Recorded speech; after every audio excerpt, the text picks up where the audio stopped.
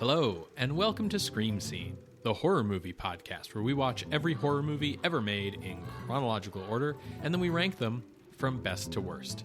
My name's Ben. And I'm Sarah. Thank you for listening to us today. How are you doing today, Sarah? Doing all right. Calgary has settled into another cold snap. Yes. Of like minus 20 Yep. weather. Mm-hmm. So, a little chilly. How are you? I'm doing all right. I'm sort of like slowly coming out of kind of a funk that I was in just in time for the Christmas season and nice, warm, fuzzy feelings about everyone. Nice, warm, fuzzy feelings to keep you warm when the sweaters can't. Yeah. Cool. I am ready to dive into this episode. I'm kind of excited about the research I have to share. So I really don't know what we're getting ourselves into with this one. Like, there's evidence aplenty to suggest that this will be bad, like a bad movie. Okay. And there's evidence a few to suggest this might be a good movie. And I just don't know, because I'd never even heard of this movie before. This week we are watching Die NACKTE Unterzaten from 1959, directed by Victor Trivas. It is also known by the English title The Head, and it is also known by the also German title Des Satans Nackte Sklaven. So do you want to translate any of that for us as well? So the original German title, directly translated, would be The Naked Woman and the Devil, and the second German title would be translated as The Devil's Naked Woman Slave. Okay. I'll get into what's the deal with those titles later, but it's been 1 week since you looked at me. a long time since we've seen a horror movie out of Germany. Yeah. Perhaps for understandable reasons.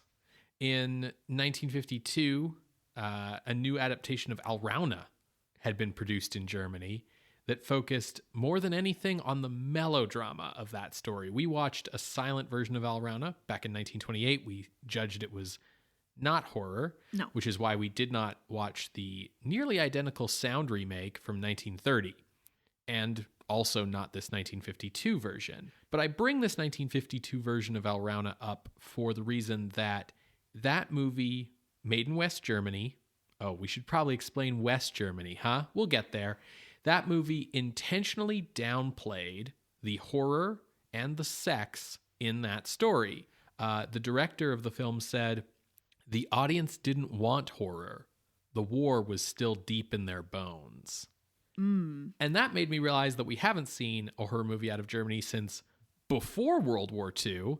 And listen, Sarah, as everyone who knows me knows, I don't know anything about history, but I'm pretty sure something happened to Germany in the war. Yeah, absolutely. It's interesting that you're like, this 1952 Alraune takes out the horror and the sex, because those are the two vibes I'm getting from this title for today's movie. Yes. So very interesting. Our last German film was in 1936. It was Firmin Maria, directed by Franz Weisbar. That's back in episode 57. Woof. That's a long time ago. Yeah, over 200 episodes ago. Wow. So a lot has happened. By 1936, the Nazis had already taken power in Germany, and that's part of why we praised Firmin Maria so highly. There had been a horror... Because of its anti-Nazi stance. Yes, I apologize. I should have made that crystal clear. There had been a previous horror movie out of Nazi Germany in 1935. It was the 35 adaptation of Der Student von Prague, starring Anton Walbrook, directed by Arthur Robeson. That's episode 56. It does not have anti-Nazi sentiment. No. So it ranked much lower on the list. Still a horror movie, but, gives you bad vibes, But that was the last time that we saw horror in Germany. And just to kind of repaint the scene, By 1936, the Nazis were in power, and UFA, the main studio there, and the film industry at large were controlled by the government, specifically Joseph Goebbels and his Reichsvolkschaft film group. Committee? Administration? Dictatorship. One thing I just want to point out as well that Goebbels brought in is that there's no longer any film criticism, just film observation. Yes. This film was 93 minutes long and had sound. Had these characters and they accomplished this thing. Yeah. Now, during Nazi Germany, including during World War II from 1939 to 1945, there was a lot of emphasis on using film for propaganda, whether that be like, yay, German folktales, and yay, German, like, pride in our country, and specifically in, like, our true German blood, and propaganda that's like, hey, we don't like those people over there. Aren't they bad? And we're going to compare them to rats. They also had escapist film that would be like melodrama, musicals, comedy. That's where you would also get some of the folktales coming in. Yeah, the escapist stuff tended to do better at the box office than like the actual propaganda stuff. Yeah, that's because people don't like being told what to do. But people don't mind forgetting that there's a war going on. Their troubles. It's also people don't mind having a reason to look the other way when fascism is happening, and maybe they don't want to address that. Yeah. So that's kind of state of the union, I'll say, at this point. This is not a history podcast, and it is also not a war podcast, so I'm going to skip ahead, and it's nearly the end of World War II. I'm going to skip ahead to February 1945 with the Yalta Conference, where our big three of the Allies, the US, the UK, and the USSR, they discussed, hey, we're about to win the European side of the war. What do we want the post-war organization of Germany to look like? And ultimately, they discussed and decided upon, okay, well, we'll split Germany into 4 occupied zones. The 4th zone being France. There would need to be demilitarization and denazification of Germany. And specifically for Soviets, there would need to be war reparations from Germany. Now, at the Potsdam Conference in later 1945, in like July, August, they confirmed the above and kind of set things into motion, specifically with Eastern Germany going to Russia, the southwest of Germany going to the United States, northwestern going to the UK, and southwestern going to France. In Berlin, the capital, we have a similar kind of division. Eastern Berlin would go to Russia, northwest to France, central west to the UK, and southwest Berlin to the US.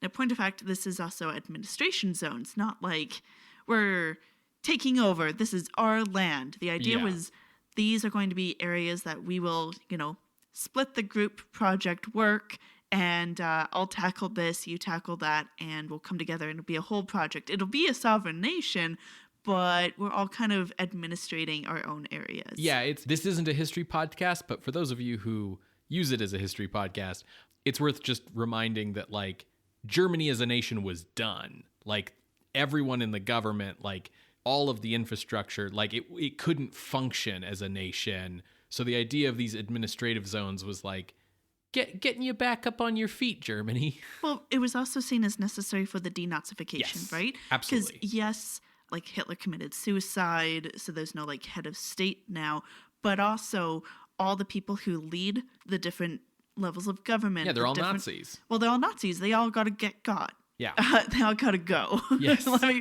People were executed, but also they just need to not be in power anymore. Exactly. So there's just there's no one to run anything if these guys didn't step in.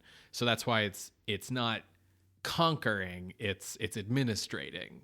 That was the intent. Yeah. Now, if you know your history, you know Nazi Germany expanded its borders, including to Poland. Mm-hmm. Poland was specifically liberated from Nazis by the Soviets, and the Soviets were like, cool, so Poland's ours now. and that ownership became solidified in the Potsdam Conference as well. So that kind of gives you the point of view, the perspective of Stalin and the USSR of like, no, these are ours.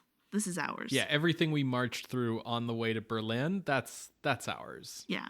You have to understand that Russia won World War II in Europe, and their attitude towards the US and the UK was like, yeah, I mean, you guys helped, I guess.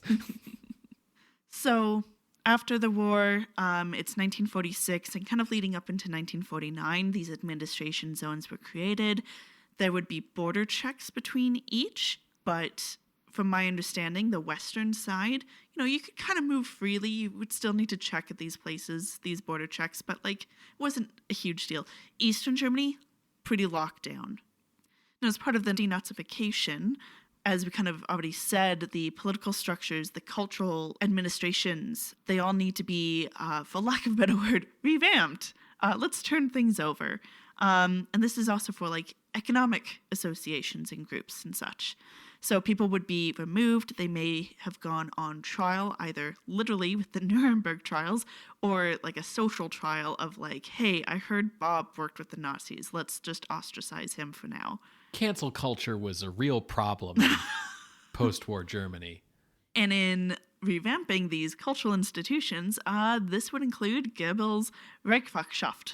So film. Yeah. In Germany, the existing film infrastructure all happened to be in Eastern Germany. Yes. So the USSR had theaters open like immediately, like May 1945. Right. We're opening the cinemas. We're getting people in. Let's import some of our own Soviet films, get them watching stuff. And they created the production company DIFA in May 1946 to like immediately start making films. Of course, it's state-backed. Yeah. And everything has to go through the Soviets' propaganda machine. So things that would be created would be propaganda that would be like pro-Soviet kind of propaganda, like against capitalism. But they would also create more escapist types of things, like really big into Westerns, children's tales, folk tales, really big into biographies. But what's interesting is even in the eastern side of Germany, you see people starting to use film to reflect and understand, like, what the heck Germany just went through. Yeah. So there's, like, one of the very first films is translated as Murderers Among Us. And that's made in Eastern Germany. And it's like, well, I was a good person, but that person down the street, he was a Nazi, he was a murderer. They're all among us. So we have to, like, root them out. When you talk about how all the film infrastructure was in Eastern Germany, I feel like it's good to stop and just like remind or maybe even inform some of our listeners that, so, Germany split into Eastern and Western zones. Berlin split into Eastern and Western zones. Berlin, not located in the center of the country, located in the Eastern zone. Yes. So with Berlin kind of having a lot of the film infrastructure and being in Eastern Germany, because you and I were talking about this the other night, but like when you're a kid and you kind of hear about this stuff, you get this image of like, yeah, they just split the country straight down the middle, right? Which is not quite how it happened. No, and Berlin being like right in the middle there. Yeah. Kind of split right through. But no, that's not. Berlin was completely surrounded by Eastern Germany. Yes. Which is, yes, a very important thing to note here because I do make reference to it later. Yeah, it's complicated. We'll get there. In Western Germany, they need to build up that infrastructure from scratch, and they kind of centered everything around Munich, which is kind of in like the U.S. administrated zone. Part of this meant... Bunch of Americans in Munich looking at some Germans being like, you want to be a star, don't you? Oh, God. So the Motion Picture of America Association lobbied... The MPAA, yeah. Yeah, lobbied to have the U.S. administration of West Germany remove the import quota that was originally there during like the Weimar Republic to be like, we're going to focus on like German films and you can only import this many foreign films. So now you have like a shit ton of American specifically, but some UK stuff coming into Western Germany. That stuff boomed super big. But then they also, use that money with the boom in cinemas to build the infrastructure and have multiple production companies come up. So Eastern Germany has its singular. Eventually, they do get a second production company. Western Germany got lots of startups. Mm-hmm. Around this time as well, like 1946, a huge increase of people heading to the cinemas because shit's shitty all around them. Let's go for a little escape. A very popular genre arose in 1946 called rubble films that were basically like shooting around the rubble in Germany and showing like the day-to-day life of someone living in specifically Western Germany. And this is also where you see films coming out reckoning with Nazi actions. For example, if you had any war films come out where it happened to star a soldier, like the character's a soldier, it would show that soldier as being like likely apolitical or perhaps even against the war, but having to do it because of a government they disagree with.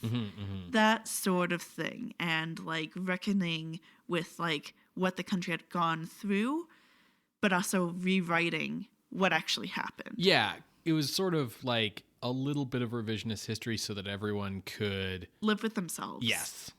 So that's like the film industry. I'm going to expand out to all industries right now. Denazification also meant deindustrializing Germany. Germany was like a central hub in Europe for producing coal, steel, a whole bunch of shit. Now they're deindustrializing it. A lot of that machinery from factories would end up going to France for reparations. But Germany is now like losing a lot of its like economic power as a result, right? Germany as a whole was dealing with a lot of rampant inflation. They had high taxes. 80% of their income would go to taxes, kind of high taxes. And that's for like even Joe Blow down the street. Come 1947, 48, there's a shift. Western Germany, because all of its like administrative countries, like the countries administrating its area, are pro-NATO. Western Germany as a whole joins NATO. They also join some other trade coalitions like the European Common Market Coalition, the Western Union, which was like a very early precursor to like the European Union. And so that's showing like, hey, we want to participate with the wider economic community. We're trying to get back on our feet. To help with the rampant inflation, Western Germany in 1948 introduces the Deutschmark to replace the Reichsmark. Now, Eastern Germany doesn't like this. Soviets don't like this for complicated historical reasons that I won't get into. I mention this because of like tensioning around Cold War times. Yes. So the Deutschmark gets introduced in 1948. Also during this time, in like this year, they changed those taxes from being 80% to like 18% for the average person. Yeah. Still 80% if you make over a certain wage, but significantly better for getting people back on their feet. But again, like, you know, high taxes are bad, but when all of your infrastructure has been bombed to smithereens, you do need some income from somewhere to create the country again. Yeah, so with these things, yes, inflation got under control a little bit. Germany's kind of getting back onto its feet. It's showing that, like, okay, we're on the rise economically. Or at least the rise towards stabilized economy. Sure. In 1950, the U.S. was like, hey, let's stop deindustrializing Germany and, like, let them reindustrialize, but also maybe rearm them. Do you know why? Well, presumably because, you know, if I'm the Soviet Union and I control Eastern Germany, I'm going to start putting like missile bases and shit in there. And if you're the West, you want your side to like get powerful so it can be a proxy ally and things like that. You're sort of right. Okay. The Korean War starts in 1950. Right, sure. So that's where the proxy stuff is going on. In Germany, Western Germany, the U.S. is like, let's let them rearm themselves so that way we have a stronger line against the Soviet threat. Yeah. The way they kind of got around this was, okay, Western Germany can start to rearm themselves, but they aren't able to actually mobilize any military action. Any mobilization of military action would be administered by a European coalition, so not just Western Germany. It would be like the EU, basically. Yeah, NATO and stuff. Yeah. Fun fact, a ton of Germans, people who lived in Western Germany, didn't want to rearm. Yeah. Some of the films that would be shown and made and whatever would be war films and would also be like pro-rearmament of Western Germany, which is just to say that both sides leverage propaganda. Yes. So, with all of these changes, reindustrialization, new currency, Western Germany is seeing lots of economic prosperity. Eastern Germany as well, but to a much lesser extent. And that prosperity extends to film. So early 1950, we saw film get another boost. We're still seeing a lot of propaganda with like being against communism, being against Soviets in particular, being pro-rearmament, and remakes of previous UFA films. There also emerged this new genre called Heimat film, which would be like homeland film. Again, kind of speaking to that revisionist history a little bit. And war films really got a boost here because of the Korean War as well. One thing to note here is that even though Western Germany film production is booming at this moment, those films are very rarely getting exported. It's mainly just staying in Western Germany unless there's some kind of like exception to the rule. And it's not like purposefully not getting exported, it's just like no one has interest. Yeah. Eastern Germany is continuing with Soviet-backed film production companies, but now Eastern Germany writ large is kind of seeing people leave for Western Germany because there's better economics over there. Already things were really tight for immigration, but even with those tight controls, they're seeing this kind of brain drain of sorts. So you get stricter border control between East and West, and including in Berlin, tighter immigration. And ultimately, this trend leads to the Berlin Wall being created in 1961, which is a wall that was fully around Western Berlin to keep Eastern German citizens from trying to escape into the West. Yeah. So I had mentioned that in like the 1950s, like the early 1950s, we're seeing a huge increase of people going to the cinemas, mainly because they have extra cash. Well, 1956 was like the height of Western Germans going to cinemas, and then that started to kind of fall and decline. People just kind of like, oh, that was neat. I'm good. I don't need to go see the next Charlie Chaplin film. Probably not, but... I also want to point out that in 1953, there were about 1 million television sets in Western Germany. So not a huge amount, but it's going to increase through the 50s. So that could also be why attendance is going down. Now, it's not like dropping, but it's enough that people are like, oh, maybe we should kind of expand out what we're doing and look at genre films. So, for example, in 1959, there was an increase of like film noir genre from specifically the Rialto production company. And I think that's likely why it's 1959 and now we're seeing this horror movie coming out. Yeah, so thank you for setting the context. Yeah, if anyone wants more information about Western Germany and Eastern Germany history and film context, feel free to email, but I don't think it's super relevant. Yeah, so I had forgotten like exactly when the Berlin Wall was built, and I always forget that like, you know, things went on for quite a while before they built the wall. So yeah, we're actually like in a pre-wall period here. But we are talking about, this is a West German film, and so it was made in Munich. And to bring things back to that Alrauna remake that I mentioned, where they were, you know, the director said that people didn't want horror because like the memory of the war was too fresh. The reason they didn't want sex was the church. Like the church had gotten like really conservative and really like clamping down on like moral values and things like that. This began to change in German film thanks to producers like Wolfgang C. Hartwig. Yes, I saw some stuff about him. Okay, yeah. So he was instrumental with the rise of exploitation cinema in West Germany. So his first film as a producer was a highly controversial 1953 documentary, Bis 5 nach 12, or Until 5 Past 12, which only used archival footage to tell the story of the mass delusion of Nazism, a form of government that could only last until 5 past 12, which I believe is the time that Hitler shot himself. Okay. This film was immediately banned by the government. Like, it came out and people were upset, and so it was immediately banned. It was also sued by the rights holders of the footage.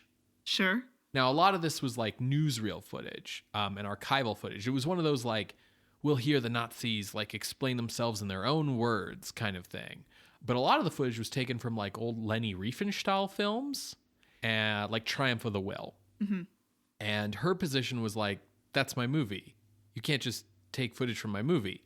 And Wolfgang Hartwig's position was, that movie was state funded. It belongs to the people. They are both in the right in that sense, I guess.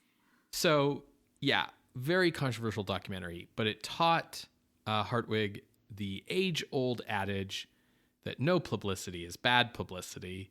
And so he began producing a series of films he called Sittenfilme, or Vice films, which he made 15 of from 1957 to 1962, all economically produced quickly and cheaply. You know, your standard exploitation film stuff. Absolutely. And while like Hartwig would eventually like go on to do different things, like after the Sitten films, he went straight into like softcore porn for a little while, and then that sees a rise in the 1960s. Yes, that's a 1960s thing. And then after that, he like parlayed all of that success financially into becoming like a legitimate movie producer, like rising up to become the producer of the big budget World War II epic Cross of Iron, directed by Sam Peckinpah in 1977.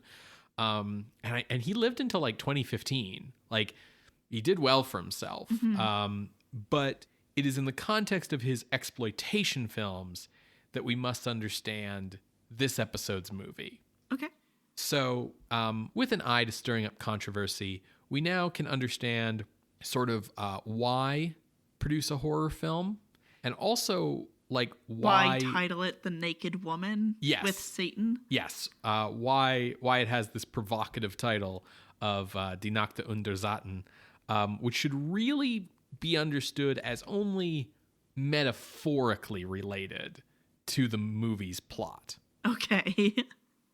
The screenplay is sort of a derivative plot about a mad scientist swapping heads to give a woman with kyphosis a new, different body.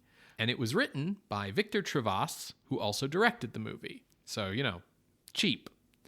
Trivas was born to Jewish parents in Russia in 1896, at least according to him. There are also sources that indicate he was born to Hungarian parents in Switzerland. Now, Trivas would tell you that as a young man, he learned the art of filmcraft by working in the crews of director Sergei Eisenstein in the 1910s. Sure, he did. Or, if you believe that he was born in Switzerland instead of Russia, then sources show that he graduated with a degree in architecture in Switzerland, in Geneva.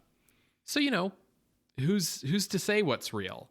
But what we do know for sure is that Trivas moved to Berlin in the mid-1920s and joined the film industry there, at first as an art director, before rising up to become a writer and then a director.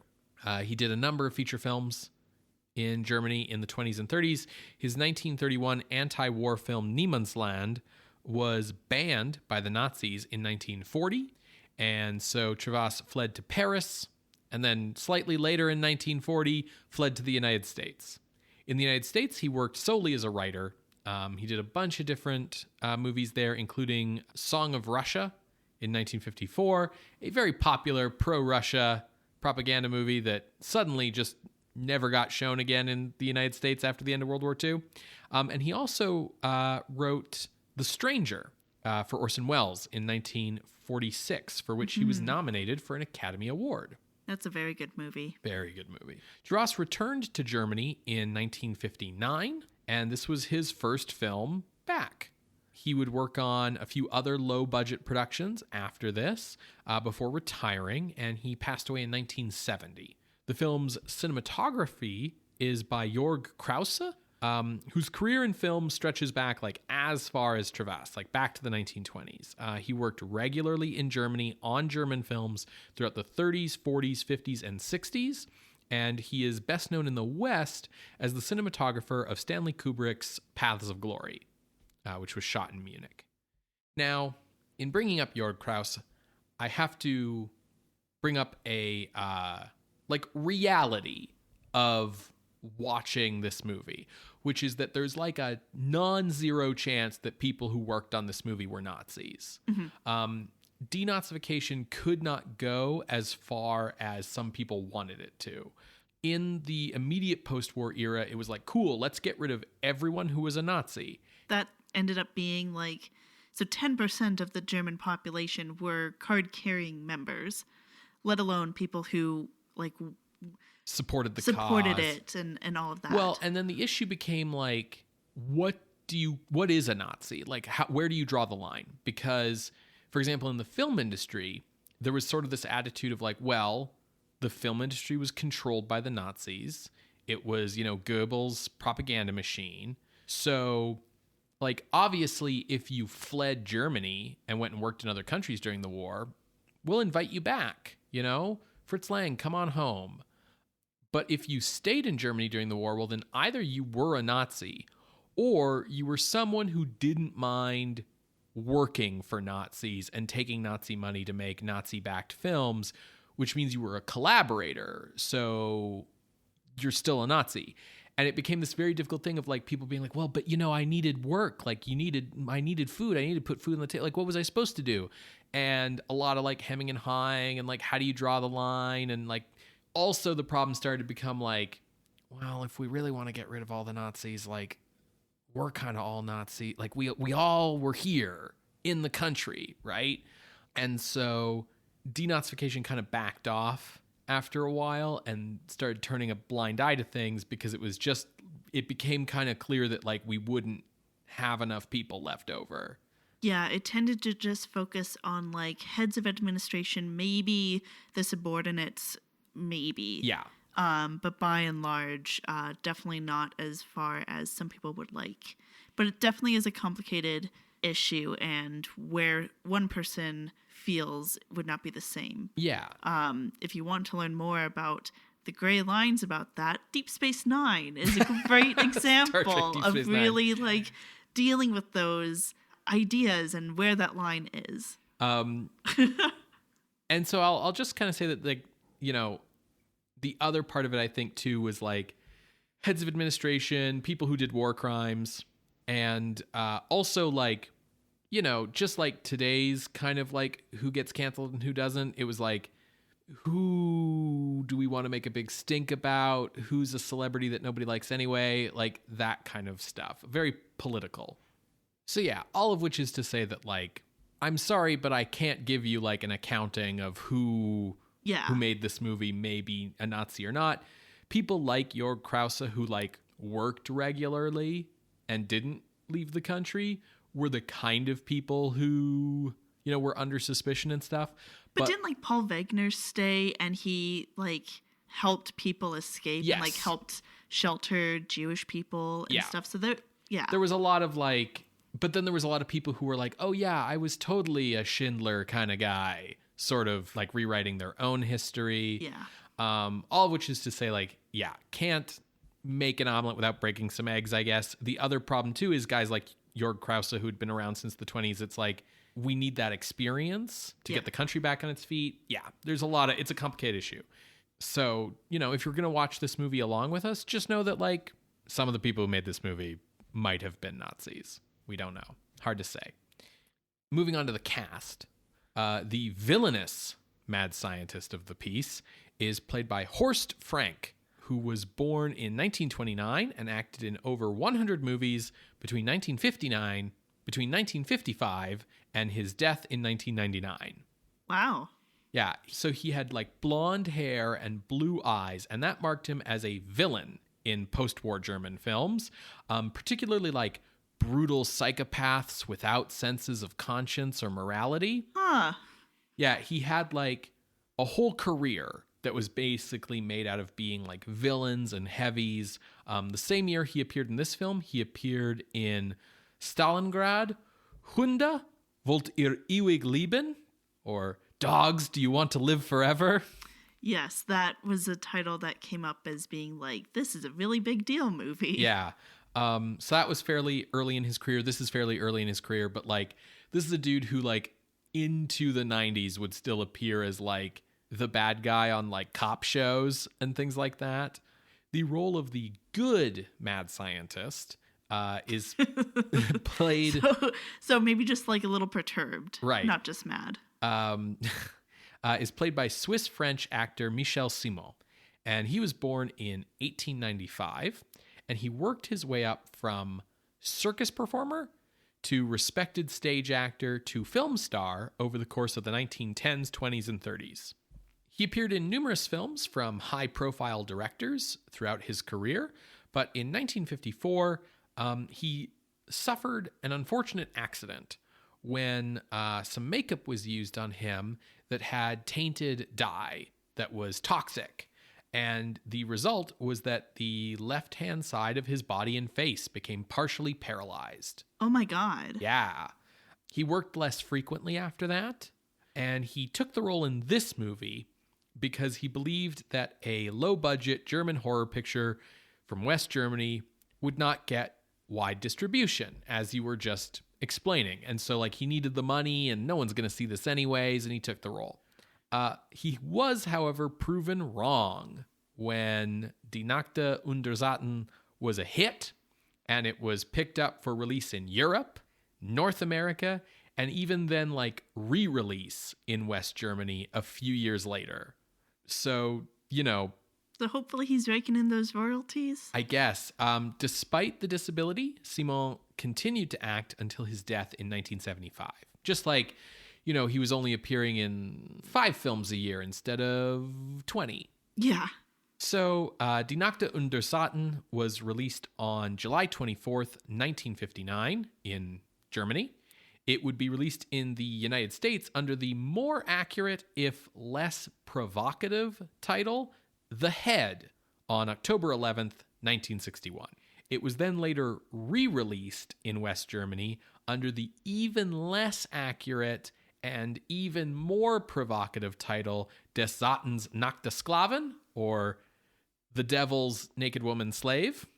And yeah, the movie was a hit on both sides of the Atlantic, largely thanks to its very low production budget. Yeah. If it only costs $10, 10 Deutschmark, right? Then you're going to always make a profit. Exactly. So you can find the original German version of the film under the second title on YouTube. And you can find the English version, The Head, dubbed, on Tubi. Okay. Well, folks, if you want to watch along, Tubi is free, but you can also head on over to screamscenepodcast.com for our YouTube playlist. You're going to hear a brief musical interlude, and when we come back, we will discuss Die Nackte Unterzaten from 1959, directed by Victor Trivas. See you on the other side, everybody.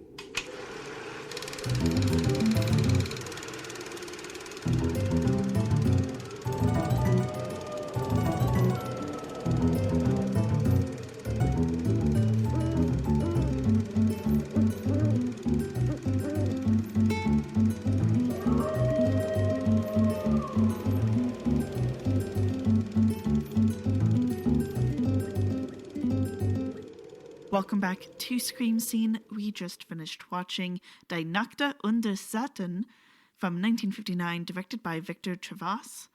Ben, first thoughts? I think we're going to have a hard time because based on your vibe at the end of the movie, I got the sense you didn't like this. That's fine. Whereas I have to admit, did like this. Its score is a little odd sometimes. It's challenging. Yeah, that's certainly one of the aspects of this movie that I would consider challenging. It's got some issues. Weirdly enough, the more I watched, the more I liked, and the more I was like, oh, this is a horror movie. Okay. Yeah, no, I would agree it's a horror movie. Yeah. There were stretches of the movie where I wasn't sure, but the story's very familiar. Yes. Let me lay out the land of our characters. We have Dr. Abel, who is our older scientist, Dr. Burke, who is his mentee scientist. I was like, what is the opposite of mentor? Right, mentee. And then they also have Bert, who is an engineer. He had some like brain experiment done to him, like some brain surgery, so he doesn't talk a lot, but he does still talk.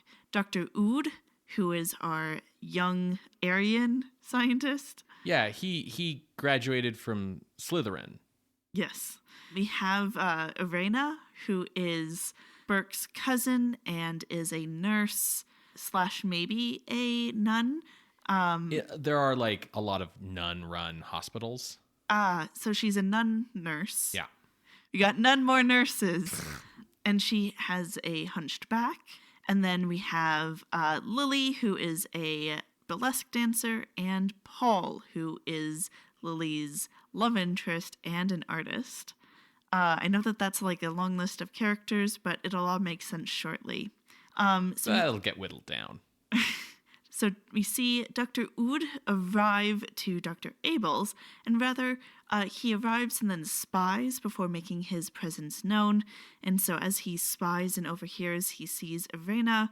He spies on Irena talking with her cousin, Dr. Burke, at Dr. Abel's, and Dr. Burke shares that, like, yeah, we're going to be doing some experiments that, you know, kind of challenge me ethically, so I'm not too sure about them. And Irena is like, yeah, so what about the possible surgery for my hunched back? And Burke is like, yeah, Dr. Abel says that, like, we could probably do it. It would be successful. I'm still not 100% sure about it. Dr. Ood comes in, he arrives, and he gets to meet Dr. Abel. So Dr. Abel is like our older scientist. He's running this situation. Abel explains that, like, yeah, Dr. Ood, like, he's well known in the field of surgery, I guess. He was recommended to Abel by a professor whose name is escaping me currently. And Abel's like, so where are you from, Ood? And Ood's like, mysterious background. Yeah. I was found as an orphan on a shipwreck. My name is the name of the ship. Definitely not weird at all. Yeah. You can trust me. And then Ood asks Abel about an experiment he did where he basically decapitated a dog but kept the dog head living through this mysterious concoction called Chemical X. Serum Z, but yeah. Now, it's kind of set up that Dr. Abel has a heart condition, and he's hoping to get this heart transplant done on himself from this traffic crash victim. So Abel has put Dr. Ood in charge and gets prepped for surgery. Now, while Abel has been, like, put unconscious for surgery, the man that they were getting the heart from dies. And Burke is like, well, now we can't do it. It's too risky. And Ood is like, fuck you, Burke. And they get into a fight because Ood wants to do it anyways. And in the struggle, Ood ends up killing Burke. So Ood then, like, goes and hides Burke's body in the nearby forest, comes back, and, makes it look like Burke left in a hurry because he was, like, mad about the experiment or something. And then Ood, with Bert, goes through with the heart transplant. But it goes awry because the man is dead. And so in a quick turn of events, we see Dr. Abel awaken as just a head on a table. Yep. Connected with these tubes and water drip lines and all these things. That old chestnut. No, that's a head. Abel is, like, horrified by this. It's pretty effective. Yeah, he's very kill me now about it. Yeah. So Bert and Irena are asking about Burke, being like, it's weird that he just left without giving word to me, his cousin. But there's still no word. Meanwhile, Ood asks Abel, like, so, like, I kept you alive for the scientific community. We need your brain. Like, you have so much knowledge. Like, telling me what it goes into Chemical X. Like, how do I make it? And Abel's like, I'm not telling you anything. Just kill me. I just want to die. Meanwhile, Ood has been going to the Tam Tam Dance Bar, watching Lily perform, and we do get to see her performance of a dance routine called Die NACKTE und Satan. Yeah, so that's how we justify the title. Yeah. This one scene. Well, I think it works as well for the rest of the movie. But metaphorically speaking. Yeah. Anyway, so he sees Lily, and we get to know Lily a little bit through scenes with her and her love interest, Paul. So Paul is like an artist and a sculptor whose dad happens to be a judge. Lily, is a dancer. That's it. They have like a love-hate relationship, fighting on and off again kind of situation. Yeah, he's possessive of her, even though her job is as a striptease dancer. And she clearly started dating him because she thought that like dating the son of a judge would be like a path to riches. And instead he's like, no, I want to be a starving artist. So yeah, they have problems as a couple. So Dr. Ood goes to Lily and he's like, hey, Lily. And she's like, do I know you? You seem familiar.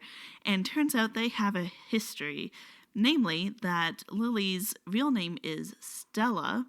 And she killed her husband via poison. And then Dr. Ood helped do some like cosmetic surgery on her so she could like go into hiding. And Ood isn't his real name either. It's Dr. Brandt. Yeah. Yes. At the same time, Ood is becoming increasingly focused on Irena for doing that experiment to remove her hunched back, and basically manipulates her into agreeing to do it with him. Otherwise, she's pretty like put off by him and like doesn't trust him at all. So Ood goes and gets Lily drunk and then swaps the bodies and heads. Yeah. So Irena wakes up with on Lily's body. Apparently it's been 3 months since the actual surgery, and she is like, oh wow, like I can't believe like you got rid of my hunched back, and this feels like a completely new body, but doesn't actually know. And Ood kind of like, does the double innuendo of like, yeah, you'll find that this body has lots to learn from or whatever, but then also makes a move and does try to rape her. Yeah, he basically takes kind of a like, you're my creation. Yeah, I made you, so you're mine to you do owe with. Me. Yeah. Mm-hmm. But also, Lily was quite promiscuous, and so I think he's also hoping that there's a bit of Lily's personality, like body habits, because she like smokes without realizing it. So I think there's an element of that. Yeah, the movie does a little bit of like an Orlax body thing here with Lily, but it's like a subtle element. Yeah. Now, Irena, as set up, she's a nun and nurse. And so she's like, why is this person coming on to me? And is like, why are you attacking me? So she goes and runs through the house and finds a way to escape. But she discovers some clothes and a purse that turn out to be Lily's and has like Lily's identification card, the brochure for like where she works, that sort of thing. So to like learn more about Lily, Irena goes to the Tam Tam Dance Hall, and there she meets Paul. And she's trying to learn more about Lily. And Paul's like, oh, from behind you, I thought you were Lily, but I guess not, because this face is much more pretty. Totally hitting on her. Irena learns that Lily died 3 months ago. Her body was mangled underneath a train. And, she's getting to know Paul a little bit better. She agrees to sit and model for him. And he notices that she has the same beauty mark as Lily. So totally freaked out by like all these continued like coincidences with Lily's body, basically. Irena goes back to Ood and, is like, tell me what you did. Like, I know that you killed Lily because I saw her stuff. Like, what is going on? And Dr. Ood reveals it all. Swapped your bodies, Lily's dead, and she gets to see Abel's head. And Abel is immediately like, kill me, take these tubes out. So then we get a bit of a back and forth of Irena getting locked up. She runs away and escapes to Paul, tells him everything. In doing so, she and Paul sleep together. Ood had followed her and starts a fire in order to kidnap Irena again, and is like, you're too good for me, but not too good for the artist. Like something like that. Like he's jealous of Paul. And, says these phrases that make it sound like he's like saying that you're under my control, which if this was like a Universal movie, he would literally have hypnotic control, but he doesn't indicate that here. And he ends up raping Irena twice. Paul goes to the police because he knows everything. And the police are like, why would we believe you about any of this? And then they realize, he's a judge's son, so I guess we better look into this. So they head over to Dr. Ood's house. At that same time, Bert and Abel are conspiring against Ood. Ood overhears and ends up shooting Bert, and then in a manic rage, kills Abel, and then sets fire to the house just as the cops are arriving. Irena gets rescued by Paul, and Ood, in this kind of manic daze, heads up to the roof and then walks off of the roof and falls and dies. And the film ends with Paul saying to Irena, don't worry, you're free from him. Now, I forgot where in the story we get a little bit more of Dr. Ood's backstory, but we do see that whenever it's a full moon, he begins to get a little manic. And again, if this was a Universal movie, he would be turning into a werewolf because we hear howls and stuff. That doesn't happen. He just appears to be performing as if he literally is a lunatic. Yes. Made crazy by the moon. He does tell us that he was experimented on, and his brain was experimented on by a Dr. Harkness or something like that. Harker? It's I don't remember his name exactly, but it's the professor who he claimed at the start of the movie recommended him to Abel. Yeah, and this professor made Dr. Ood a genius, but also subject to these fits of manic behavior. Mm-hmm. And as I already set up, he changed Stella's face into Lily's. Yeah, so that's Dr. Ood's backstory, but we do get that established. Yeah, and that's why he ends up walking off the roof, because it's a full moon out, and he sees that, and he goes into one of these manic fits. And that's the end. So, yeah, I liked this movie. There's a bit that made me laugh that you glossed over, which is fine, where people keep asking about Burke. And Burke's disappearance. Eventually, Bert finds Burke, which is how he clues in that Ood is bad news. But earlier, Ood is Bood. Ood is Bood. Irena, before the surgery, calls up Ood, and she's like, "Do you know what's happened to my cousin?" And Ood's like, "Yeah, we still haven't heard from him. It's been 2 weeks." And she's like, "Well, did you put in a missing persons report?" And he's like, "Of course I put in a missing persons report." And then he gets off the phone with her and phones the police to put in the missing persons report. Yeah. And it just reminded me of every time that someone has had a significant other be like, "Hey, have you taken out the trash today or emptied the dishwasher?" And, the other person is like, "Oh yeah, I've absolutely done that." And then immediately quickly goes and does it. Sure. Another kind of funny thing with the police, I don't know if this was just the sound effect they used or what cops and their sirens actually sounded like in Western Germany, but it sounded like a clown car wee wow. It did. It also kind of just sounded like someone on a trombone going So it was a little comical, which undercut the climax. The other thing that would undercut the movie is the odd scoring. Yeah. I think, so they go for this jazzy bit every now and then. And I think that works on certain scenes where it's used, particularly when it's used with Lily and her dance scenes. And there are other moments where you can tell it works.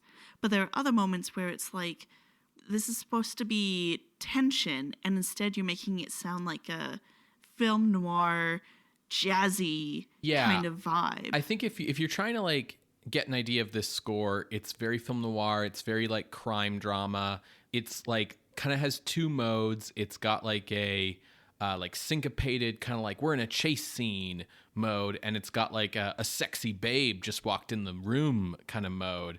If you're familiar with kind of how the Batman show in the 60s was scored, it's similar. The thing about this is it makes the movie kind of comical. It undercuts the mood. But I wonder how much of that is because we in 2023 associate that style of music. This episode's coming out in 2022. Okay. We here in 2022 associate that style of music with like certain genres where like we hear that and we go, that's sexy lady music, or that's like chase down an alley music, because of the way that music has been like stereotyped to certain genres, versus like in 1959, that's just what contemporary music sounded like. Sure. Like it almost feels like, if in 50 years someone was watching a movie from the 2010s and they were like, why is there so much synth in this score? This isn't a sci-fi movie. Like Sure. that kind of thing. So I will remind folks that film noir was seeing a resurgence in Western Germany, particularly in 1958 and 1959. So perhaps they were trying to use the jazz to emulate that because they have never really done horror, and so that would be like a horror adjacent genre Sure, to crime kind of movies and bring it in. Yeah. So that could be it.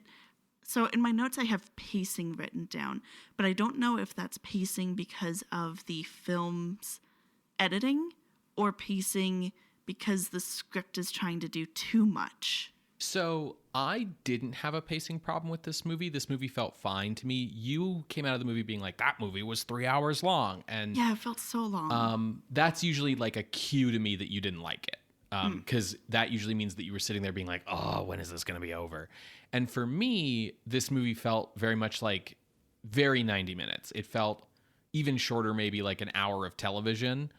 And I think my theory is that what made the movie feel long for you is that this movie is very male gaze, which isn't surprising given its status as, a Zittenfilme, right? One of these exploitation movies.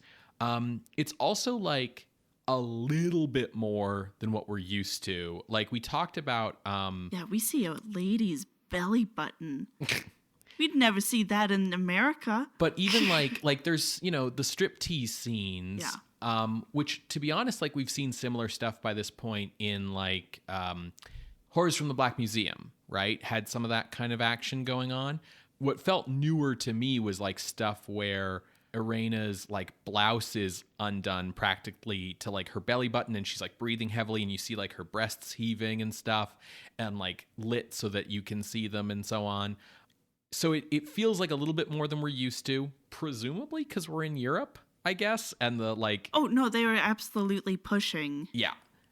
Those boundaries. But I think that so for me, it's this was kind of expected, and for me, that male gaze stuff, there's too much of this in this movie. We stop the plot to watch whole striptease routines, but I think I'm less susceptible to it as a thing that's going to make me go ugh, can we get on with this, please, than you are. And so I suspect that's part of maybe why this movie felt arduous to you. So here's the thing. I understand why male gaze exists in movies, and particularly why it exists in this movie. Yeah. Because of the characters we have, both Dr. Oud and Lily, and the roles they play as characters and all of that. I understand why we're sexualizing Lily. Mm-hmm. I understand why Dr. Oud is attempting and then succeeding in raping our nun heroine. Yeah. But it just felt so every guy that she meets after her transformation wants to get with Irena. And it's I get it, but also can we just take a fucking step back, man? Because she's also young and naive, and it just felt like Paul was taking advantage of that. Dr. Oud was absolutely taking advantage of that. And I just felt so yeah, I get it. Oh, I was born yesterday kind of sense of sexuality absolutely ties in with that male gaze thing. But it was just, I wanted a little bit less of the male gaze from the camera while still keeping the male gaze from Dr. Oud. It would have been nice from less from Paul, but I understand who he is as a character. And part of that is also I wanted more from Karen Kernke, who played Irena, in the climax. Like, she's just in a daze. Yeah. And she, like, so Paul comes in and he's like, hey, I'm rescuing you. The house is on fire. Where's Dr. Ood? And she's like, oh, I don't know. And, like, part of that is that moment for her character. And she literally says, like, I'll never be free of him.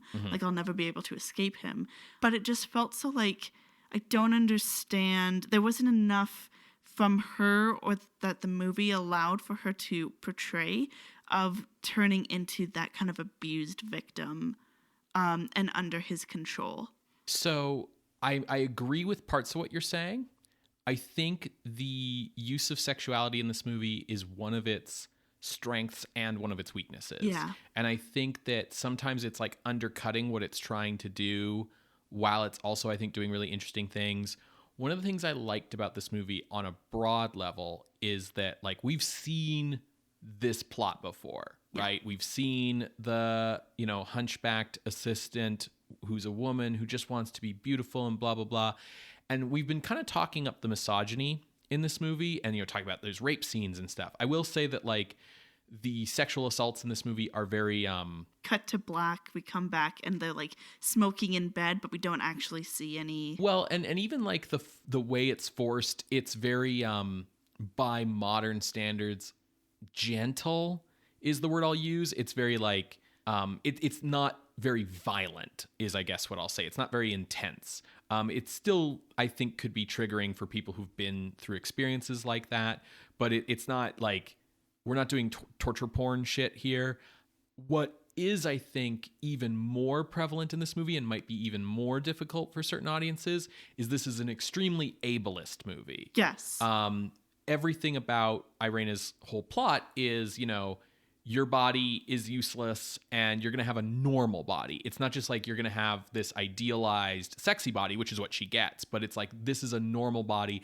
And now that you have a sexy body, you can be a normal woman who can fall in love, because that was impossible before. Yeah. And, like, to be fair, this is a movie, set in 1959, and these were the cultural attitudes of that time that were placed upon women, and that's part of Irena's, like, whole tragedy and storyline. So it's not, like, untrue, but it is something that I think for a modern audience might be, like, very difficult to get through.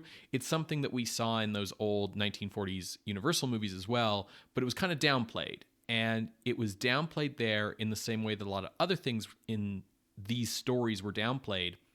What I like about this movie, even though it also makes the movie really difficult, is that this movie is much more, in my opinion, honest behind the human character truths in the premise of this story.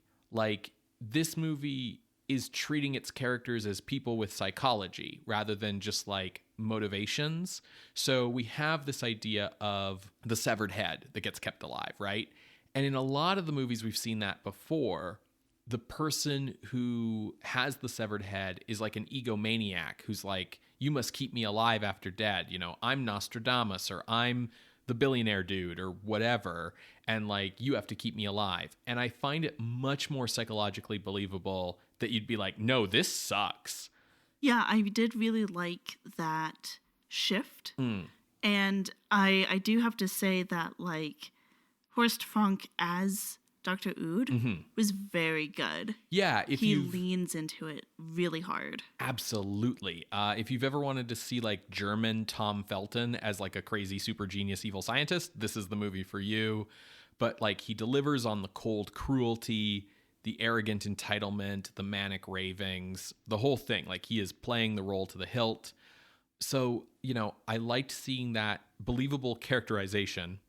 And then with Irena, what I appreciated was, like, being honest about kind of what's behind the idea of, like, well, I want a beautiful body. I don't want to be in this body, because it is sexual, right? It is sexualized. And, like, something that I appreciated was, like, Irena's super suspicious of everything from the moment she wakes up, because she's like, well, these aren't my hands.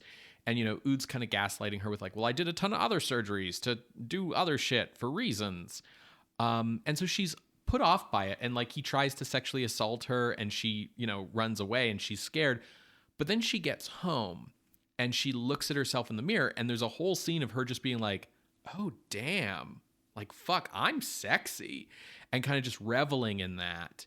And there's something really interesting about the idea of like, you gave a striptease dancer's body to a nun, and now she's like, you know, there's almost this feeling of like, before, yeah, she was like a chaste, innocent virgin or whatever, but like, what choice did she have? And now it's like, oh, I could go out to a club and look sexy and be alluring. And she's kind of enjoying that until it kind of goes wrong for her. So I liked the way that it was being kind of honest on a human level with like what's going on behind these old premises. But it breaks down and it falls apart in a few places. And I totally agree with you on some of your points. There's one I'm going to dispute, but I totally agree with you on some of your points. One is like Horst Frank, great. Dieter Epler as Paul, I found to be a weak link in the movie, but I'm not sure if that's his performance or if it's the writing. I get that they were going for tortured artist, and I also got the feeling like they were, in the initial scenes with him and Lily, kind of trying to throw Lily under the bus by showing her to be kind of bitchy and, you know, she killed her husband and whatever, so that maybe like the audience wouldn't mind so much when she dies, I guess. Like, we need to be focused on the tragedy of Irena and not be wanting like revenge for Lily or whatever. Yeah, I think it would be a case of the guy's acting, because I think he read the beginning part of Paul early in the script and was like, okay, that's who that character is, and continues to play that kind of slightly skeevy person when he's dancing with Irena. Yeah, we have to kind of get a sense that Paul doesn't really like Lily or isn't happy in his relationship with Lily, because otherwise the quick switch to Irena would seem really bad. Yeah. The problem is it still seems really bad because he's got the same entitled attitude about both of them. Like, when it's Lily, it's like, I don't like other men looking at you. Only I should be able to objectify you. And then like Lily shows up and he's like, oh, you have the same body as my ex-girlfriend. That means I can have sex with you. And the problem is like, I think it makes him too unlikable to a modern audience, even if it is just kind of like that issue that we have with 1950s misogyny being taken as like normal in these movies. But the big problem it gives the movie as a whole is it means that there's not enough moral difference between Paul and Ood. Like, they both feel entitled to Irena and Lily. It's just, you know, one to a greater extent. Yes, one of them's going to kill them. And so I think that is a problem for the movie, even though the movie's clearly like blind to that problem because of the misogynist society that it was made in. I want to hear what point of mine you want to dispute. I would love to hear it. So even setting aside the whole Orlok's body issue, I actually find the psychological portrayal of Irena to be very believable. It just doesn't get enough attention. Yeah, well, I said that. Yeah. Irena should be the main character. Yeah. Like, she should be our viewpoint character, but I think we spent the most time with Ood if you like had a stopwatch. But I actually really liked Karen Kernke's performance, and I think that her state at the end of the movie where she's kind of super traumatized makes sense to me. And I totally agree with you that like not enough time is spent on it. But I think a really key moment in the movie is that moment that you characterized as kind of like Ood hypnotizing her, because she's been kind of buffeted back and forth this whole movie. And now she's stuck with Ood, and he's just given her a big speech about how he's like an insane superhuman. And he's like, you're mine, and I created you, and everything about you. And, you know, he gives a speech about like those 3 months when you were unconscious, like I was by your bedside the whole time. And like, you wouldn't even be alive if it wasn't for me. And I think it's believable in that moment that she's kind of broken, because like he forces himself on her. We cut to some other stuff. We cut back, and they're like, I think you characterized it as like the smoking in bed moment. Yeah. And he goes to kind of force himself on her again. And there's a really interesting moment where like he's caressing her body, and she grabs his hand and puts it on her breast and lets him go in for the kiss. And I'm not saying that means like she wanted it, but to me, what that read as is like that moment of like, just get it over with. And like, oh, the only way I'm living through this is if I let him do what he wants. Yeah. maybe this is all I'm good for now. Like, he's given me this body. This body's for sex, I guess. Maybe this is all I have. And kind of giving in like that. And I found that a really believable arc. And I liked the writing there. The movie should be from her POV and not Ood's. Yeah, I felt like the movie didn't give enough space for me to really get that. Otherwise, it just feels like she's just passing around and suddenly is like not even a character anymore. Yeah, I connected the dots to like how we got there. But yeah, I would have liked to have seen more of it. I don't think it's a problem with her performance. I think her performance is, in my mind, dead on. But the other way that the movie's male gaze undercuts its own story is, it's an exploitation movie. And so we get these frequent, longing looks at both Karen Kernke and Christiane Maybach's bodies. When she's a striptease artist, or when Lily's a striptease artist, we see the whole routines. There's a lot of shots of her in her underwear. There's a lot of shots of her in slinky dresses. And then when Irena has her new body, there's again a lot of shots of her in slinky dresses, a lot of shots of her in her underwear. The way the movie is like framed and lit is designed to draw attention to her body. And that's part of the story, and it's also part of like the genre. So I'm willing to like forgive a lot of that. But it undercuts the movie because even though I'm not complaining about getting to look at both of these women who both have gorgeous bodies, it does let us notice that while they are both gorgeous, they have very different bodies. Yes. Accentuated in different ways. Yes. Christiane Maybach's got the A, Karen Kernke's got the T, and it's just like, when your plot is supposed to be that these bodies are identical, but you're going to let us look at both of them for so long, your male gaze is undercutting your story. It's undercutting your suspension of disbelief. Sure. I don't think they were concerned about that. No, I don't think they were either, but that's kind of my point even, is that like they're blind to a problem like that. And yes, I get that it's like the genre and also like time period a little bit, and also just the conventions of this particular story beyond it being horror. But yeah, it was just like, just a bit too much. I think if it had focused from Irena's point of view a bit more, it wouldn't have been so bad. But I think they would need to make the conscious choice for the camera to not be gazy. I think that what we needed was an arc more similar, and maybe it's because this is the 50s and we don't know how to do this yet, but we needed an arc more similar to Seth Brundle in The Fly, where at first it's like super awesome. Like he's like, I'm strong and I'm fast and, I can like rip like metal in two and walk up walls and shit. This is dope. And then it turns into body horror. And I kind of needed it here for us to see Irena be like, oh shit, like damn, like I'm sexy and like I'm hot and this is great. And then kind of realizing like, this isn't my body and there are people who want me for my body. And like, that's gross, but also it's not even my body. They want me for a dead woman's body. And that like, we needed to play into that skeeziness a bit more.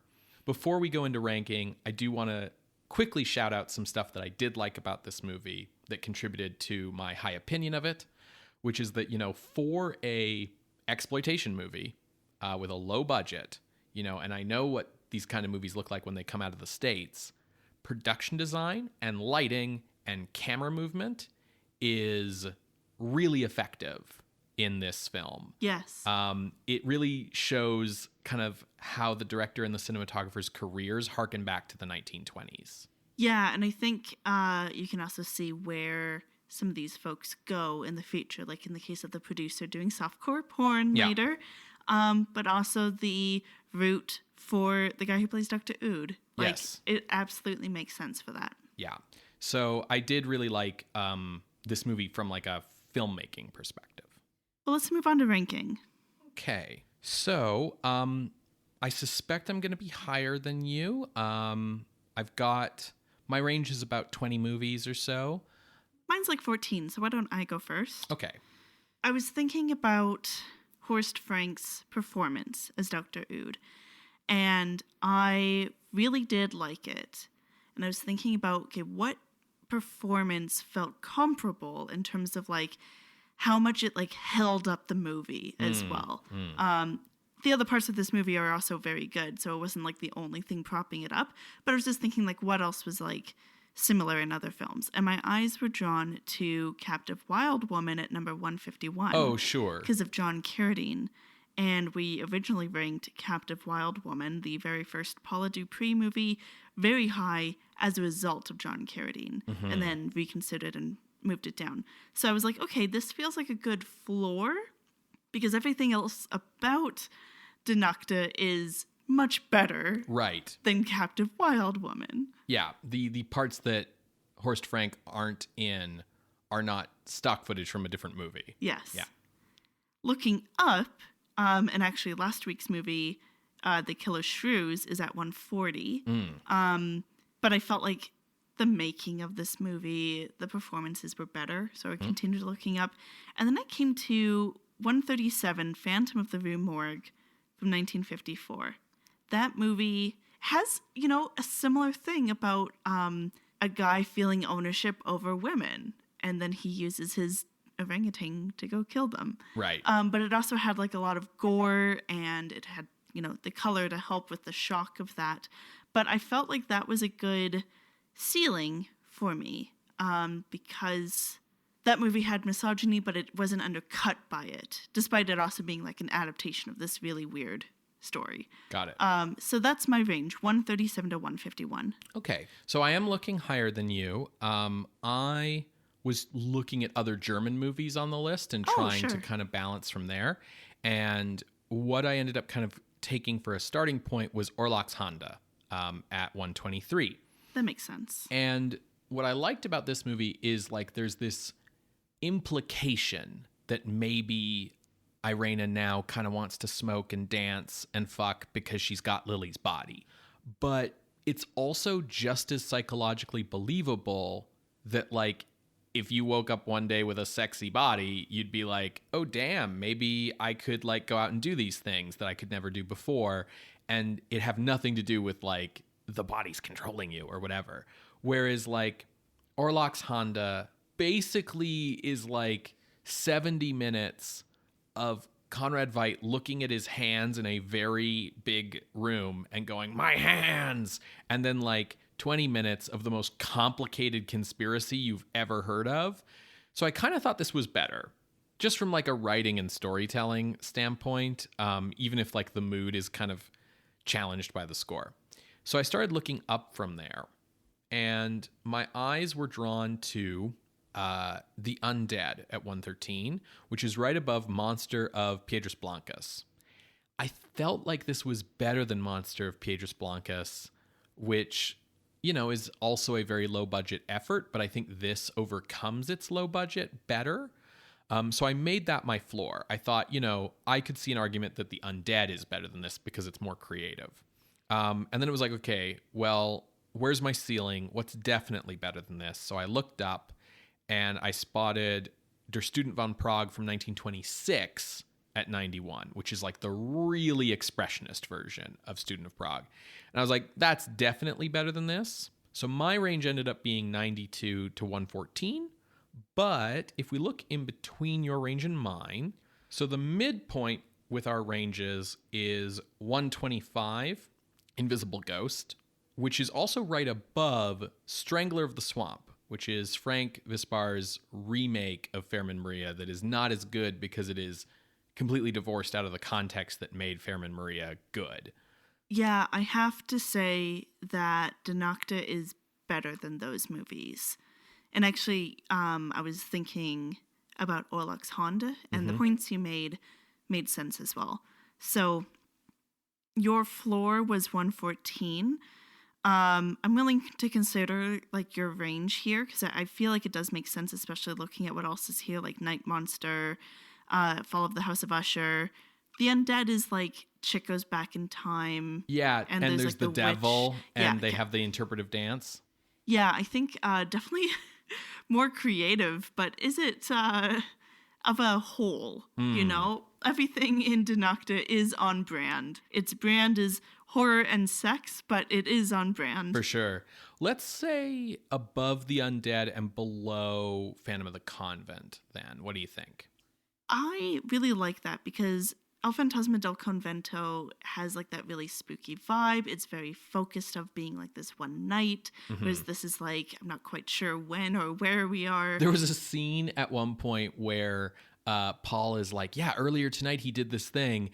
And I was like, that was earlier this same night? I would have thought that was weeks ago. Like, yeah. Especially because your apartment was on fire. Like, yeah. Hello. It's a little bit more focused, a little bit tighter of its writing, and it has a full mummy in it. Yeah, I like that. Okay, so entering the list at the new number 113 is Die NACKTE und der Satan from 1959, directed by Victor Trivas. Pretty good showing. Yeah. We're not having a horror movie for like 23 years. Like, pretty good showing. Yeah, for sure. If you would like to see this list, you can go to our website, screamscenepodcast.com. There you can find links to the many episodes we have mentioned today, as well as our appeals box. If you would like to contest this or any other ranking, you can drop us a line through our Ask box on Tumblr. You can reach out over email at screamscenepodcast@gmail.com or over a social media channel where we exist as at Scream Scene.